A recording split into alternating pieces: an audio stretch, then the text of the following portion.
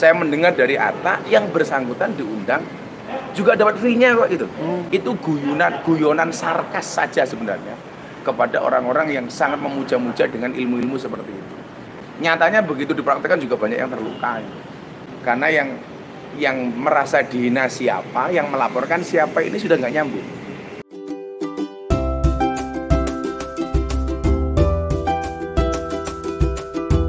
Halus saja. Jadi saya nggak perlu menanggapi berlebihan, ya karena nggak. Apa yang harus saya tanggapi? Karena begini, saya ngomong katakanlah istri wartawan ada yang jelek umpamanya, sama istrinya Jurek jelek. Kira-kira yang bisa masuk laporan ke saya itu yang istri wartawan jelek atau Jurek yang jelek? Jurek yang jelek. Saya nyebut nama enggak? Jurek. Enggak yang dukun saya nyebut nama enggak ada. Kita enggak nyebut nama sama sekali. Lah, kemudian dalam kapasitas apa kita dilaporkan, yang melaporkan sama beliau-beliaunya yang terhormat. Katakanlah Persatuan Dukun. Saya mau tahu Persatuan Dukun di Indonesia itu apa sih? Makanya kenapa kita santai banget. Saya teleponan sama Atta. Gimana bro? Gimana Gus? Ya fine aja, nggak ada masalah. Jadi nggak perlu saya tanggapi berlebihan itu. Ya kalau mereka butuhnya untuk buat konten ya mudah-mudahan ramai kontennya itu aja. Jadi kita sama Atta sama sekali nggak perlu nanggapi dan merespon berlebihan. Dan berarti tidak merasa dirugikan juga ya? Ya silakan aja, cuma dilaporkan aja. Ada surat panggilan dari kepolisian Polres? Alhamdulillah. Nggak ada, saya pikir kepolisian mana tak tahu mana skala prioritas. Itu saya pikir itu bukan sebuah prioritas. Lah makanya kalau saya pas pengajian ya tanggapi dengan guyon saja. Karena bagi saya ini ya lucu saja itu. Kita juga nggak perlu berlebihan, nggak perlu ditanggapi merespon berlebihan. Karena yang merasa dihina siapa, yang melaporkan siapa ini sudah nggak nyambung. Nggak nyambung. Jadi kalau saya sama Atta sampai hari ini ya nanggapinya flat saja. Terus terkait yang Gus bercanda, bisa disebutkan kamu ada di konten Gus bilang. Contoh begini, orang kenapa dukun dipanggil paranormal? Karena yang datang orang abnormal, atau kenapa dipanggil orang pinter? Karena yang suan orang bodoh. Itu di Google sudah sejak sebelum dulu saya ngomong sudah ada. Di meme itu sejak saya belum ngomong sudah ada. Coba dicek. Kira-kira duluan mana kalimat itu saya sampaikan ke podcast sama di Google. Jauh di Google. Di grup-grup juga banyak itu meme itu. Nah, cuman mungkin yang speak up saya gitu aja kan.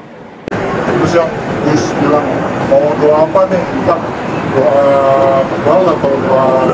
Kalau itu kemudian banyak yang tersinggung. Katakanlah dikira kita nyinggung anti kepada mereka yang kebal.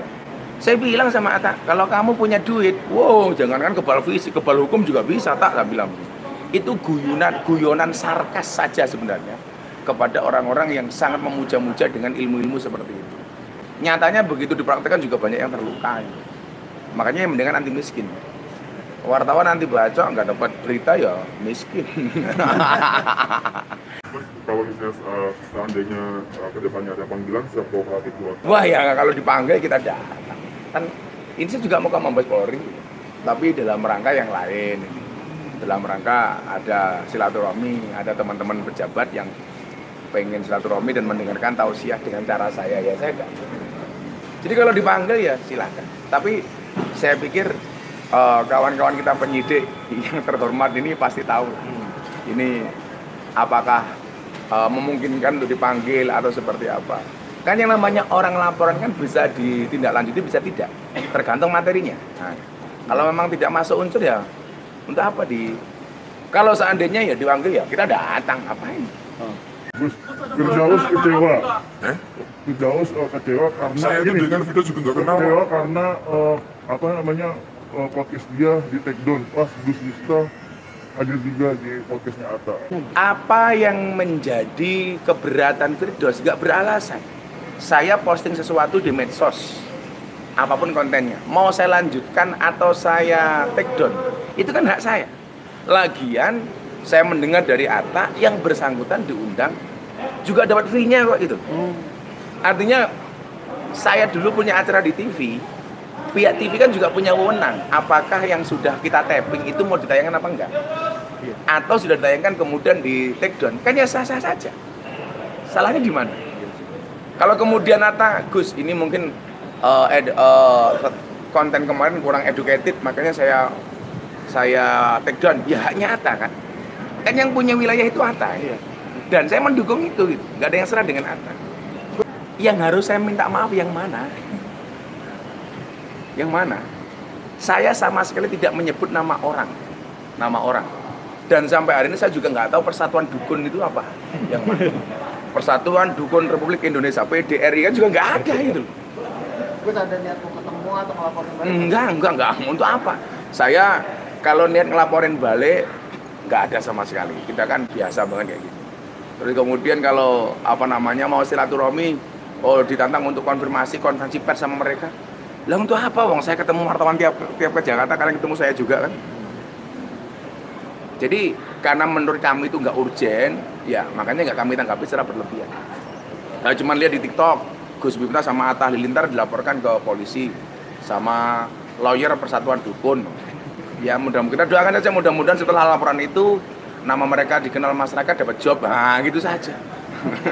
Tapi ada cerita apa Gus setelah Ya malah ini cuma guyon-guyon saja itu, guyon-guyon saja. Malah kemarin kita sebenarnya konten kita bikin podcast itu nggak banyak, karena yang banyak sebenarnya kita membicarakan tentang pondok pesantrennya. Lah itu lebih menarik. Anda sendiri nggak bisa putus takut nggak sih Gus? Sama sekali. Jadi kalau dipanggil bakal kooperatif? Ya kalau saya sama umpamanya sama Atta dipanggil ya kooperatif. Kita kan warga negara hukum yang baik.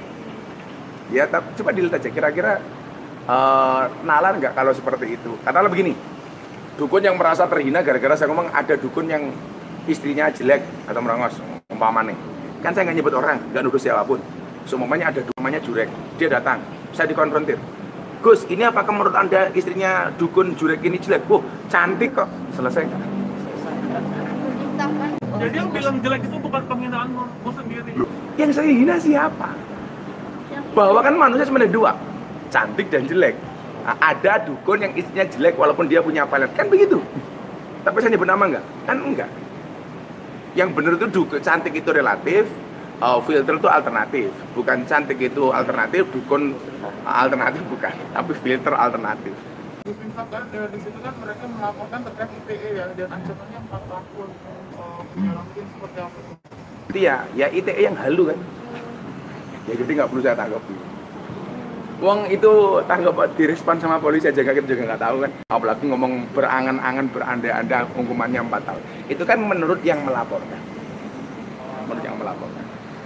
Jadi insya Allah saya samperin dengan Mas Atta fine, ya kita lihat saja.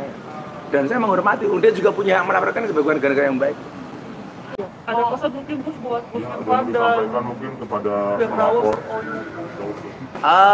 Kalau saya bahwa bangsa ini sudah terlalu banyak beban dan masalahnya, termasuk masalah-masalah ekonomi dan lain sebagainya. Nggak usahlah kemudian kita bodohi masyarakat dengan perilaku-perilaku yang sama sekali tidak edukatif, tidak mencerdaskan. Yuk sama-sama membangun bangsa ini dengan cara yang cerdas. Tentunya itu yang kita harapkan dari siapapun.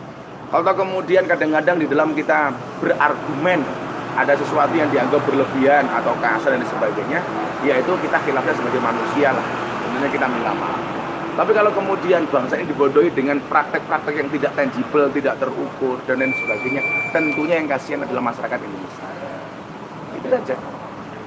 Saya pikir. Katanya ada ini rencana buat ketemu ke Kalau kita kan on call tiap hari. Kemarin terakhir dia insya Allah mau datang di acara saya di Okta Senayan di peluncuran parfumnya Santri. Besok tanggal 27 di Okta Senayan. Ada Torik, ada Mas Atta, ada Mas Arif Muhammad. Insya Allah justru saya ketemu besok tanggal 27 di Senayan. Jadi fine.